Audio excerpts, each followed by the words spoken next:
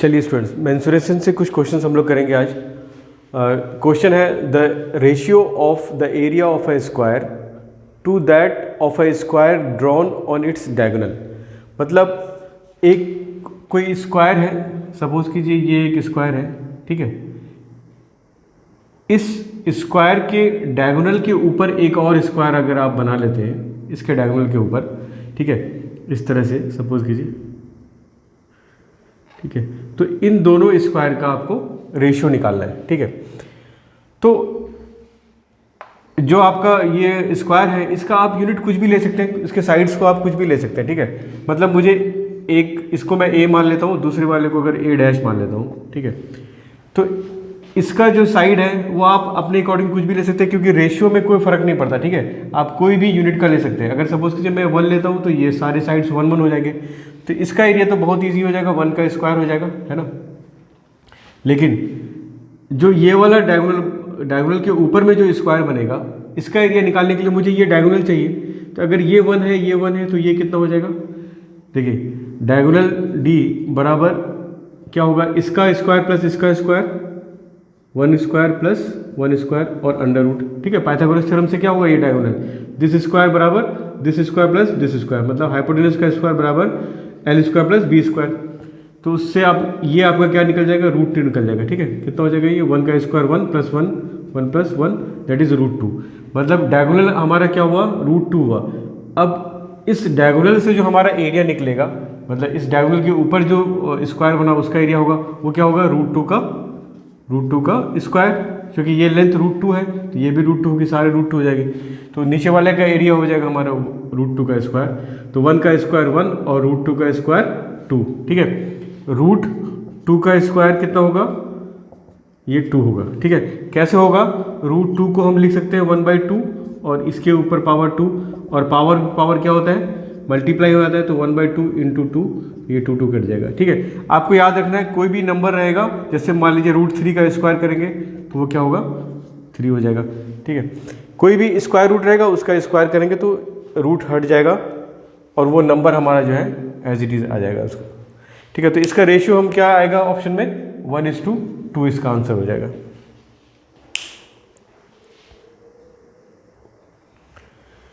देखिए students, AMU के exam में आपको रेशियो वाले क्वेश्चन जो है मेंसुरेशन में बहुत ज़्यादा पूछा जाता है।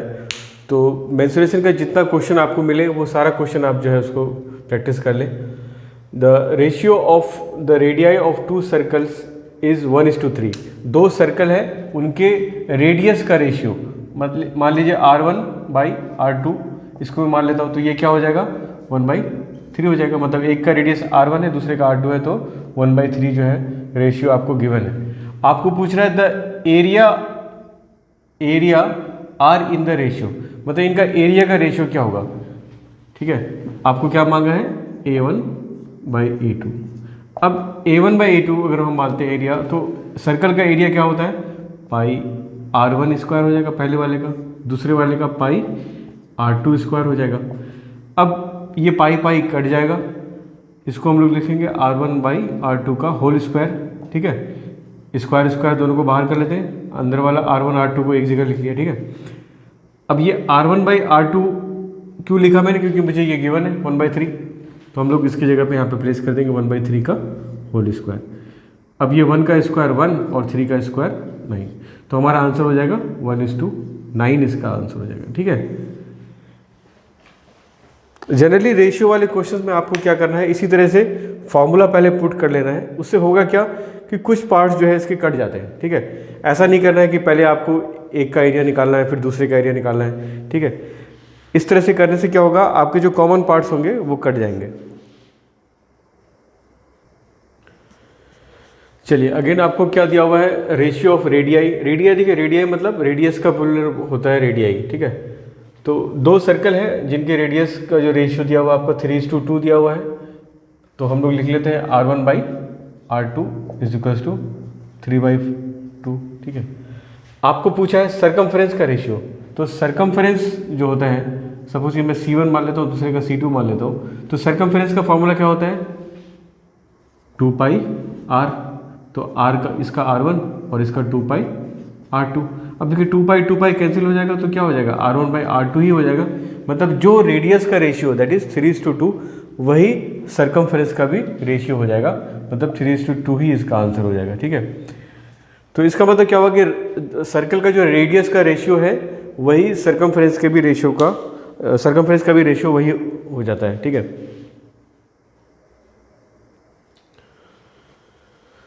The question is if the length of a rectangle is increased by 20% and breadth is decreased by 20%, the new area is। ठीक है, मतलब कोई रेक्टेंगल है, उसके लंबाई को 20% बढ़ा दिया, फिर उसकी चौड़ाई को 20% कम कर दिया, तो एरिया में कितने परसेंट का फ़र्क पड़ेगा। ठीक है, देखिए चूँकि परसेंटेज वाला क्वेश्चन है, आपको थोड़ा सा सोच समझ के लेंथ, लंबाई, चौड़ाई लेना है। आप कुछ भी ले सकते हो, ए बी भी ले सकते हो। ठीक है, उससे क्या होगा, क्वेश्चन आपका डिफिकल्ट हो जाएगा। परसेंटेज वाले में क्वेश्चन में आपका चॉइस होता है, आप कुछ भी मान सकते हैं, क्योंकि अल्टीमेटली आपको जो आंसर करना है वो 100 पे करना है, क्योंकि वो पूछ रहा है कि कितना परसेंट इंक्रीमेंट। देखिए इंक्रीज बाय 4%, डिक्रीज बाय 4%। ठीक है, तो परसेंटेज में आंसर देना है, तो अल्टीमेटली आपका आंसर जो होगा किसके लिए होगा, जो 100 एरिया होगा उसके लिए होगा। मतलब एरिया कितना परसेंट चेंज हुआ। ठीक है, तो परसेंट कितना चेंज हुआ, अगर एरिया 100 होगा उसके अकॉर्डिंगली आपका आंसर आएगा कि ए डैश में जो है कितना चेंज आया, कितना परसेंट चेंज हुआ। तो मैं क्या कहना चाह रहा हूँ कि अगर आप इसको 10 ले लें, इसको 10 ले लें, ठीक है, तो एरिया क्या होता है रेक्टेंगल का, L इंटू बी, मतलब 10 इंटू 10। ठीक है, अब कोई कहेगा कि सर मैं 10 कैसे ले सकता हूँ, 10 तो आपका स्क्वायर हो गया। लेकिन एक चीज़ नोटिस कीजिएगा कि रेक्टेंगल के लिए क्राइटेरिया क्या है कि अपोजिट साइड्स जो है वो इक्वल होना चाहिए। तो अपोजिट साइड्स जो है इक्वल है, ये 10 है तो ये भी 10 है, ये 10 है तो ये भी 10 है। रेक्टेंगल में कभी किसी ने मना नहीं किया कि उसके एडजेसेंट साइड जो है वो इक्वल नहीं होने चाहिए। ठीक है, उसका सिर्फ क्राइटेरिया है कि अपोजिट साइड इक्वल होना चाहिए और एक एंगल 90 डिग्री का होना चाहिए। ठीक है, तो हम 10 भी ले सकते हैं। ठीक है, तो मैंने मान लिया कि इसकी जो लंबाई है वो भी 10 है और इसकी जो चौड़ाई है वो भी 10 है। ठीक है, तो ऐसे केस में जो हमारा एरिया होगा ओरिजिनल वाले रेक्टेंगल का वो हो जाएगा 10 इंटू 10 दैट इज 100। ठीक है, अच्छा अब जो मॉडिफाइड हुआ है वो क्या हुआ है कि इसकी लंबाई जो है क्या की गई है, 20% जो है बढ़ा दी गई। अब 10 का 20% कितना होता है, 10 का 20% कितना होगा, ये 0 0 0 कट जाएगा, 2 ही होगा। ठीक है, इसका मतलब जो न्यू वाला होगा मेरा एरिया ए डैश, उसमें लंबाई क्या हुआ, 2 इंक्रीज हो गया, 2 यूनिट। तो इसका मतलब 10 + 2 12 हो गया। और चौड़ाई फिर 20% कम हुआ, तो मतलब फिर 2 कम हो जाएगा, 2 यूनिट कम हो जाएगा। तो ये 10 में से 2 माइनस हो जाएगा, ये 8 हो जाएगा। अब ये 12 कितना हो जाएगा, 96 हो जाएगा। ठीक है, तो ओरिजिनल वाले का एरिया हमारा था 100, जो मॉडिफाइड हुआ है उसका एरिया हो गया 96। तो हमारा जो चेंज आया वो कितना आया, 100 माइनस 96 दैट इज 4। अब चूंकि 4 किस में चेंज है, 100 में, तो इसलिए ये परसेंटेज ही है, आगे हमें और ज़्यादा कुछ करना नहीं पड़ेगा। 100 में है तो ये परसेंटेज ही है। तो 4% क्या हुआ, डिक्रीमेंट हो गया। ठीक है, डिक्रीज हो गया, एरिया पहले 100 था, 100 से 96 हो गया, तो 4% डिक्रीज हो गया। ठीक है, तो इस तरह से अगर आप पैरामीटर्स लेंगे तो आपके लिए इजी रहेगा। चलिए नेक्स्ट क्वेश्चन है, a cyclic parallelogram is a, एक साइक्लिक पैरेललोग्राम क्या है, a trapezium, a rectangle, a rhombus, none of this. देखिए एक चीज होता है साइक्लिक क्वाड्रिलेटरल। साइक्लिक क्वाड्रिलेटरल क्या होता है स्टूडेंट्स, कि अगर किसी सर्कल से कोई क्वाड्रिलेटरल पास करे इस तरह से, किस तरह से कि इस क्वाड्रिलेटरल के सारे पॉइंट जो है सर्कल के सरकमफेरेंस पे लाई करें, ए बी सी डी, इसको हम साइक्लिक क्वाड्रिलेटरल बोल सकते हैं। क्यों, क्योंकि ए बी सी डी जो वर्टिसेस हैं क्वाड्रिलेटरल के वो सर्कल के सरकमफेरेंस के ऊपर है। ठीक है, अब इसकी एक प्रॉपर्टी होती है, वो क्या होती है कि इसके अपोजिट एंगल जो होते हैं उनका सम कितना होता है, 180 होता है। तो मैं कह सकता हूं कि angle B plus angle D is equals to 180। ठीक है, साइक्लिक क्वाड्रिलेटरल की प्रॉपर्टी क्या होती है कि अपोजिट एंगल का सम 180 होता है। उसी तरह से एंगल ए प्लस सी बराबर भी 180 होगा। अब देखिए इसने क्या बोला, साइक्लिक क्वाड्रिलेटरल नहीं बोला, उसको एक और प्रिविलेज दे दिया, क्या, पैरेललोग्राम का प्रिविलेज दे दिया कि ये साइक्लिक तो है ही, तो ये वाली प्रॉपर्टी तो होगी, प्लस एक पैरेललोग्राम भी है।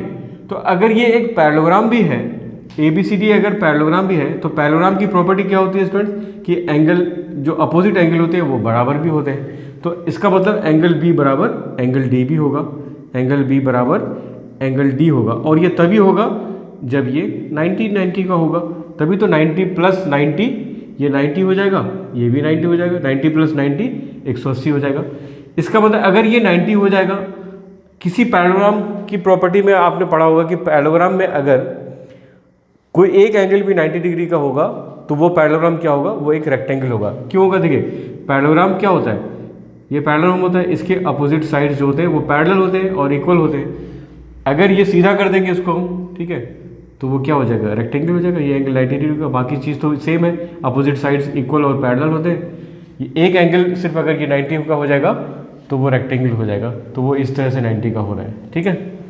तो इस केस का इसका आंसर हो जाएगा कि a cyclic parallelogram is a rectangle.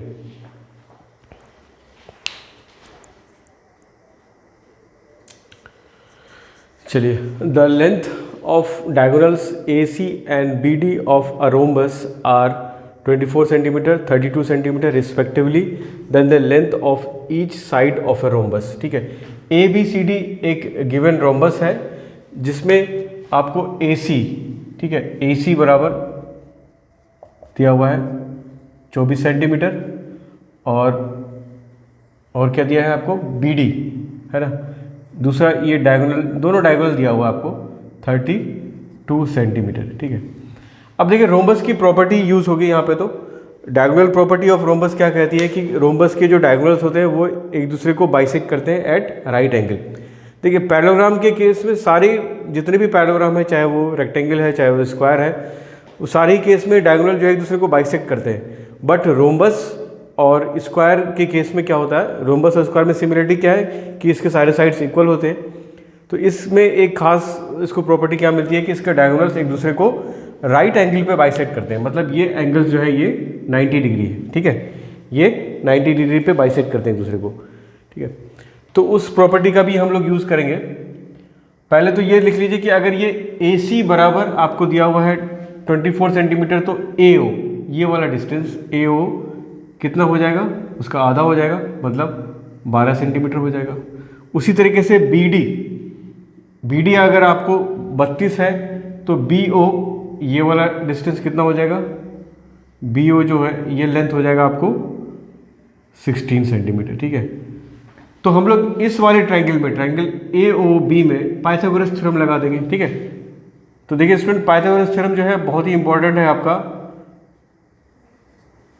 Pythagoras theorem क्या हो जाएगा, 90 के सामने का साइड, ये वाला साइड, दैट इज AB का स्क्वायर बराबर रिमेनिंग टू साइड्स का स्क्वायर, मतलब AO का स्क्वायर प्लस BO का स्क्वायर। तो AB निकालना है मुझे, है ना, AB बराबर अंडर रूट AO का स्क्वायर मतलब 12 का स्क्वायर प्लस BO का स्क्वायर मतलब 16 का स्क्वायर। तो ये हो जाएगा अंडर रूट 12 का स्क्वायर 12 144 प्लस 16 16 256। ठीक है, तो ये हो जाएगा अंडर रूट 6 2 10 के जीरो हाथ मेरा 1 5 1 2 400। ठीक है, तो ये 400 हो जाएगा। 400 किसका स्क्वायर होगा, 20 का स्क्वायर हो जाएगा 400, तो इट इज 20 सेंटीमीटर। ठीक है, तो एक आपको साइड निकालना था, रोम्बस के सारे साइड्स बराबर होते हैं तो सब 20 20 का हो जाएगा। ठीक है, ये सारे साइड्स 20 20 के हो जाएंगे।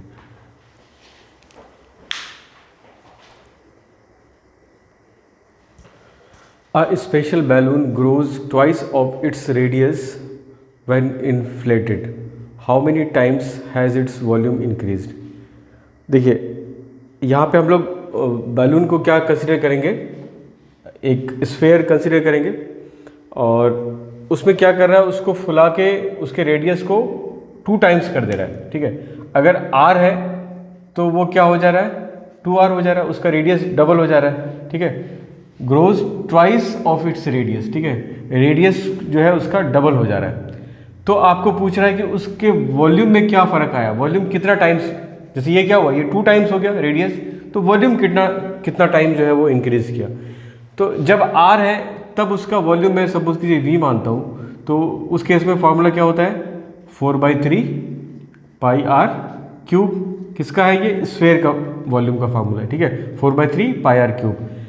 अब अगर जब वो उसका रेडियस 2 टाइम्स हो जाएगा तब मैं वी डैश मान लेता हूँ अगर उसका वॉल्यूम, तो वो क्या हो जाएगा 4/3 पाई आर क्यूब। तो मतलब आर के जगह क्या पुट करना पड़ेगा मुझे, 2r पुट करना पड़ेगा, इसका क्यूब करेंगे। अब ये हो जाएगा आपका 4/3 पाई, 2 का क्यूब कितना हो जाएगा 8, 2 2 जा 4, 4 2 जा 8 आर। अब ये 8 को मैं बाहर निकाल लेता हूँ, ठीक है, 8 को मैं बाहर कर देता हूँ, तो इधर बचेगा क्या 4/3 पाई, ये आर का क्यूब, आर क्यूब, ये 2 का क्यूब 8 और आर का क्यूब रह जाएगा, है ना। तो ये अब मैं 8 को बाहर कर रहा हूँ, 4/3 पाई आर क्यूब को एज इट इज छोड़ दे रहा हूँ, ठीक है, 8 को बस अलग कर लिया, इसको उधर कर लिया, 8 को बाहर कर लिया। तो ये वाला पार्ट मेरा क्या है, पिछले वाले का वॉल्यूम, ठीक है, v। तो इसका मतलब मैं लिख सकता हूँ 8 इंटू वी। तो इसका मतलब क्या हुआ, 8 गुना जो है वॉल्यूम इंक्रीज कर जाएगा, दैट इज 8 टाइम्स, ठीक है।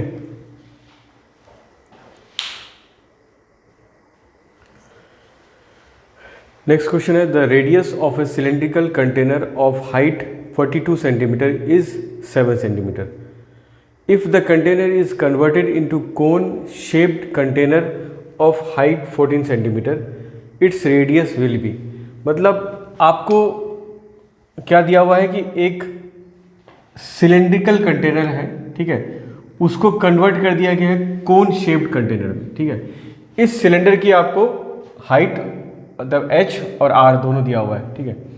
देखिए जब भी हम किसी मेंसुरेशन वाले क्वेश्चन में जब भी किसी भी कंटेनर को किसी भी शेप को दूसरे शेप में कन्वर्ट करते हैं, ठीक है, तो उसमें क्या चीज़ सेम हो जाता है, क्या उसका जो वॉल्यूम होता है वो सेम होता है। मतलब इस केस में हमारा जो वॉल्यूम ऑफ सिलेंडर होगा वो हो जाएगा equal to volume of cone, ठीक है। सिलेंड्रिकल कंटेनर का जो वॉल्यूम होगा वो कोन वाले कंटेनर के बराबर होगा, ठीक है। तो उसके बाद हम लोग दोनों का फॉर्मूला लिखते हैं। इसका क्या होगा, सिलेंडर का फॉर्मूला क्या होता है, वॉल्यूम का पाई r² h। और कोन वाले केस में क्या होता है, कोन के केस में वॉल्यूम क्या होता है 1/3 पाई r² h, ठीक है। अब देखिए इस केस में देखिए ये r अलग अलग है, ठीक है, मैंने यहाँ पे लिख दिया, इसको काट मत देंगे ऐसे करके, ये r अलग है, इसका अलग है, इसका अलग है। सिलेंडर के केस में हम लोग को दिया हुआ है हाइट 42 और रेडियस 7, ठीक है। तो यहाँ पे हम लोग पुट कर, ये पाई आप कट कर सकते हैं क्योंकि पाई तो पाई है, सेम ही रहेगा। रेडियस आपको सिलेंडर का कितना दिया हुआ है 7 सेंटीमीटर, तो हम लोग यहाँ पे 7 का स्क्वायर कर देंगे, इनटू हाइट कितना दिया हुआ है 42 सेंटीमीटर, तो यहाँ पे 42 कर देंगे, इक्वल टू 1/3। कोन वाले केस में आपको रेडियस निकालना है, मतलब ये r तो एज इट इज रहेगा, h आपको दिया हुआ है ऑफ हाइट 14 सेंटीमीटर, तो इंटू 14 कर देंगे। और एक चीज़ देख लेंगे कि सबका यूनिट सेम है, ये भी सेंटीमीटर में है, ये भी सेंटीमीटर में, ये भी सेंटीमीटर, ठीक है। अब आप इसको काट सकते हैं, ठीक है। ये हो जाएगा 14 × 42, ठीक है, ये 3 है, 14 3 जा 42, और कुछ नहीं करेगा, ठीक है। ये r² मैं इधर ले लेता हूँ LHS में, इक्वल टू ये 3 इधर आ जाएगा, तो ये हो जाएगा 7 का स्क्वायर को आप स्क्वायर ही रहने दीजिए क्योंकि मुझे स्क्वायर रूट निकालना है, तो और ये 3 × 3 3 का स्क्वायर हो जाएगा, ठीक है। अब ये स्क्वायर उधर जाएगा तो स्क्वायर रूट हो जाएगा, तो स्क्वायर रूट होगा तो ये सारे स्क्वायर जो है, मतलब एक बार लिख देता हूँ मैं आपको, ये 7 स्क्वायर इंटू 3 का स्क्वायर होगा, तो ये स्क्वायर रूट से बाहर आ जाएगा, 7 × 3 बाहर आ गया, 7 3 21 सेंटीमीटर इसका आंसर होगा, ठीक है। रेडियस कितना हो जाएगा 21 सेंटीमीटर। तो आपको क्या समझ में आया स्टूडेंट्स कि इस टाइप के क्वेश्चन हम लोग क्या करते हैं, हम लोग ये कंसीडर करके चलते हैं कि जो भी शेप दिया हुआ रहेगा एक शेप से दूसरा शेप, तो हम लोग क्या करेंगे उसके वॉल्यूम को कंसीडर करेंगे कि भाई वॉल्यूम जो होगा वो सेम होगा, तो इस तरह से आपको इक्वेशन मिल जाएगी।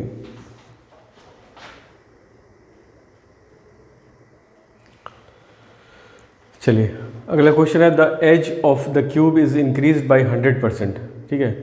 किसी क्यूब के एज को, मतलब एक साइड को उसने क्या किया, इंक्रीज कर दिया 100%, ठीक। 100% का मतलब होता है डबल, ठीक है, 100 गुना मतलब डबल हो गया। The surface area of the cube increase by, तो सरफेस एरिया जो है वो कितना इंक्रीज़ किया, इसका ऑप्शन मैंने नहीं दिया है। ऑप्शन जो है, आंसर जो है इसका परसेंटेज में है।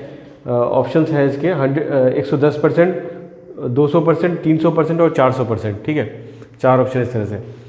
ठीक है, तो देखिए सबसे पहली बात तो आपको सरफेस एरिया ऑफ क्यूब क्या होता है वो पता होना चाहिए। क्यूब का सरफेस एरिया कितना होता है?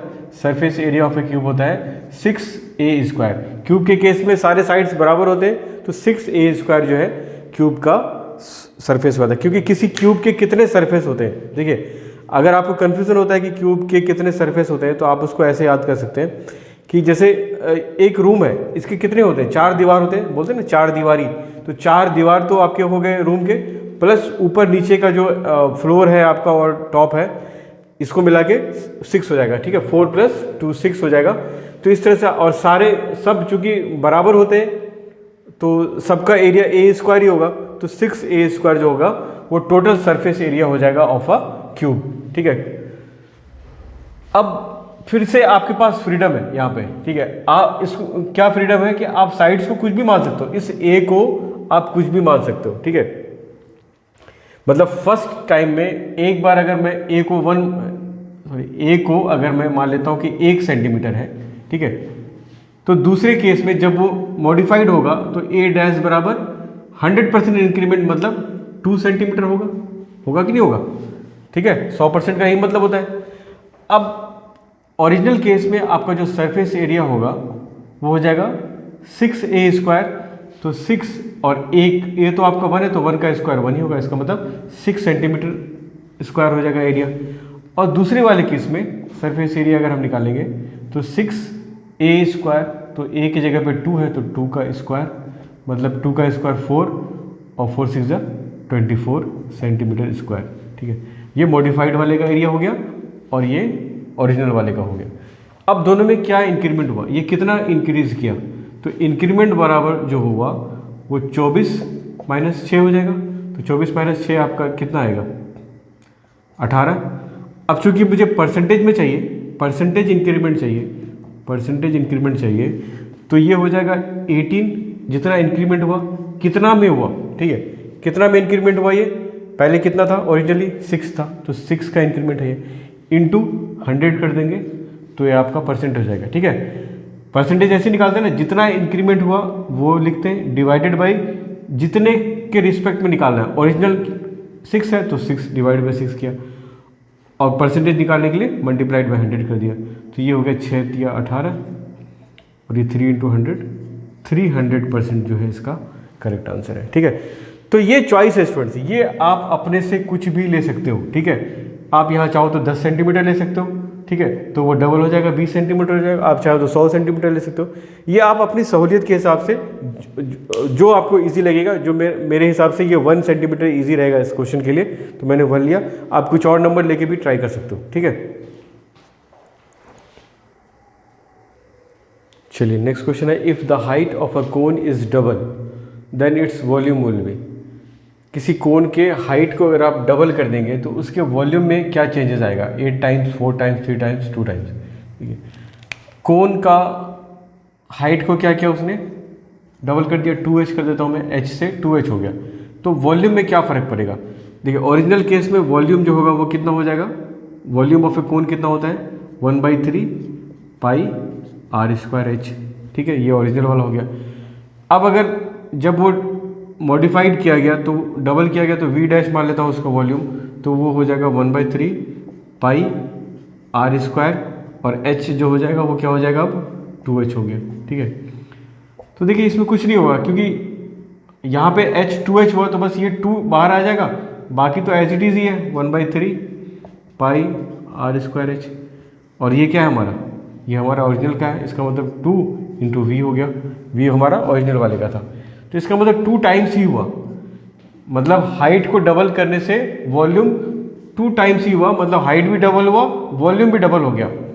तो इसमें चेंजेस जो है कुछ मतलब वैसा कंट्रास्ट चेंज नहीं है इसमें, मतलब वो अगर डबल है, हाइट डबल है तो वॉल्यूम भी डबल हो गया। बट अगर आप देखें, अगर इसका हम लोग रेडियस डबल करते, वॉल्यूम की जगह पे अगर सपोज कीजिए रेडियस को डबल करते, ठीक है, रेडियस को 2 बार कर देते, तब देखिए तब क्या चेंज आता। रेडियस की जगह पे आप 2 कर देते तो 2 2 जब 4 हो जाता, तब 4 टाइम्स होता, ठीक है।